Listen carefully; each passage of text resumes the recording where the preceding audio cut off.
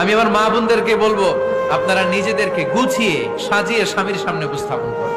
অনেক বোনেরা আছে বাইরে যাওয়ার সময় পার্লারিং করে মেকআপ করে সুন্দর জামা কাপড় পরে বাইরে যায়, আর স্বামীর সামনে আসলে বুয়ার মতো থাকে।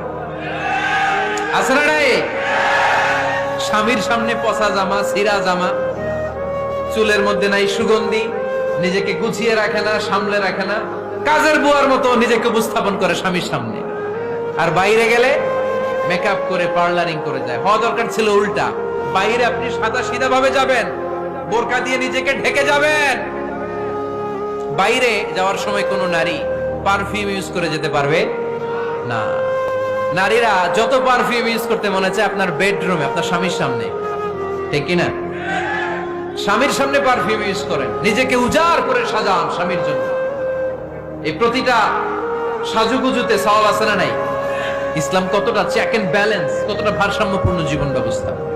খবরদার, নারীরা ডিওডোরেন্ট ইউজ করে বাইরে যেতে পারবে, যেটা সে তার আর্মপিটে ইউজ করে, কিন্তু ঝাঁঝালো পারফিউম বোরকার উপর দিয়ে মেরে কোনো নারী বাইরে যেতে পারবে? কথা বলেন।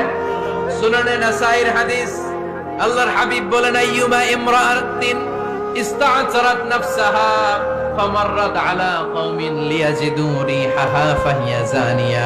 কোন নারী যদি তার জামার উপর দিয়ে পারফিউম মেখে পুরুষ লোকের দৃষ্টি আকর্ষণের জন্য ঘরের বাইরে বের হয়, যতটা পুরুষ তার চেহারার দিকে লোলুপ দৃষ্টি নিয়ে তাকাবে, ততটা পুরুষের সাথে জিনার গুনাহ ওই মহিলার আমলনামায় তুলে দিবে কে?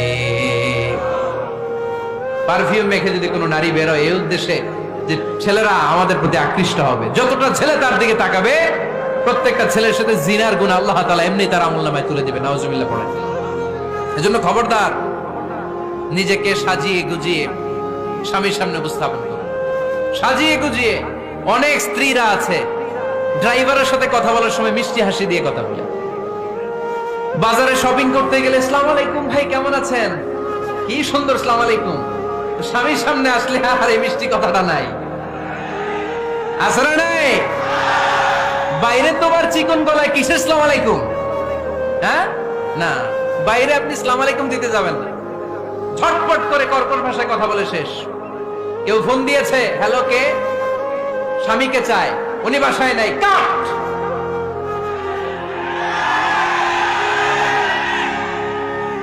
কারে চান? আপনার হাজবেন্ডের, নাই, কাট, শেষ করে দিবেন। মিষ্টি মিষ্টি আসসালামু আলাইকুম আসসালামু আলাইকুম বলা যাবে নাকি? খবরদার, খবরদার। বাজার করতে গেলে কি মিষ্টি হাসি, দোকানে গেলে কি মিষ্টি আলাপ, ড্রাইভারের সাথে কি সুন্দর কথা, সিএনজি ওয়ালার সাথে কি সুন্দর আলাপ, আর ঘরে আসলে এই চেহারাটা এরকম করে রাখে। আছে না নাই? ঘরে আসলে স্বামীর সাথে খিটখিটে মেজাজ। না, উল্টো করে ফেলছেন আপনি। বরং স্বামী ছাড়া অন্যদের সাথে কথা শর্টকাটে সারবেন, যাতে কোনো ফিতনা চলে না আসে। চিল্লায় বলেন ঠিক কিনা? আর নিজেকে স্বামীর জন্য উজাড় করে সাজান, পার্লারিং করেন, বিউটিফিকেশন করেন, মেকআপ করেন, বেডরুমে পারফিউম মাখেন, নিজেকে উজাড় করে স্বামীর জন্য সাজান। সওয়াব দিয়ে আপনার আমলনামাটারে পূর্ণ করে দিবে কে? বিশ্বনবী যখন সফরে যেতেন, সফর থেকে ফিরে আসার সময় ডিরেক্টলি স্ত্রীর ঘরে যেতেন না। বিশ্বনবী একজনকে ঘরে পাঠিয়ে দিতেন, মদিনার উপকণ্ঠে কিছু সময় অপেক্ষা করতেন, আর বলতেন আজকে আমি আয়েশার ঘরে যাব। আয়েশারে যে বলো আমি এসেছি, কয়েক ঘন্টা পরে আয়েশার ঘরে আমি ঢুকবো। সুবহানাল্লাহ পড়েন। স্ত্রীকে সময় দিতেন, কারণ স্ত্রী হয়তো কাজ করে, ঘর গুছায়, ঘেমে থাকতে পারে, তাকে নিজেকে গুছানোর জন্য সময়ের দরকার আছে না নাই? লম্বা সফর শেষ করে, সহিহ বুখারীর হাদিস, বিশ্বনবী যখন সফর শেষ করে মদিনায় ফিরতেন, ডিরেক্টলি স্ত্রীর কাছে যেতেন না, মদিনার উপকণ্ঠে ওয়েট করতেন এবং বার্তাবাহককে পাঠাতেন, যে বলো যে আজকে আমি সফিয়ার ঘরে থাকবো। সফিয়াকে সময় দিতেন 2-1 ঘন্টা, যাতে নিজেকে সাজিয়ে নিতে পারে। সুবহানাল্লাহ। এজন্য প্রতিটা স্ত্রীর উচিত, আমার মা বোনেরা যারা আপনার মহিলা প্যান্ডেল থেকে শুনছেন, নিজেকে উজাড় করে স্বামীর জন্য সাজান। আপনার সাজুগুজু বেগানা পুরুষদের জন্য নয়, যে পুরুষদের সাথে দেখা দেওয়া জায়েজ নাই তাদের জন্য নয়, রাস্তার পুরুষের জন্য নয়। আপনার সাজুগুজু, আপনার সৌন্দর্য, আপনার বিউটি সব আল্লাহ তাআলা আপনার স্বামীর জন্য করতে বলেছে। চিল্লায় বলেন ঠিক কিনা? 10 নাম্বার দায়িত্ব, স্বামীর ক্যাপাসিটির বাইরে না যাওয়া।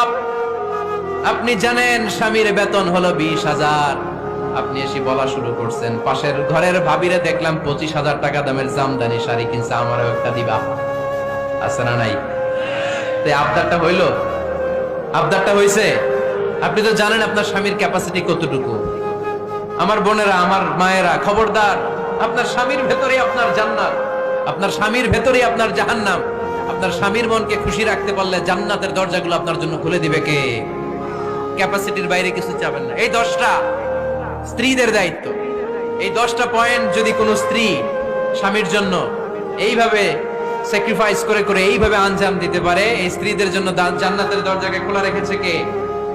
আওয়াজ করে বলতে হবে, খোলা রেখে দিয়েছেন কে?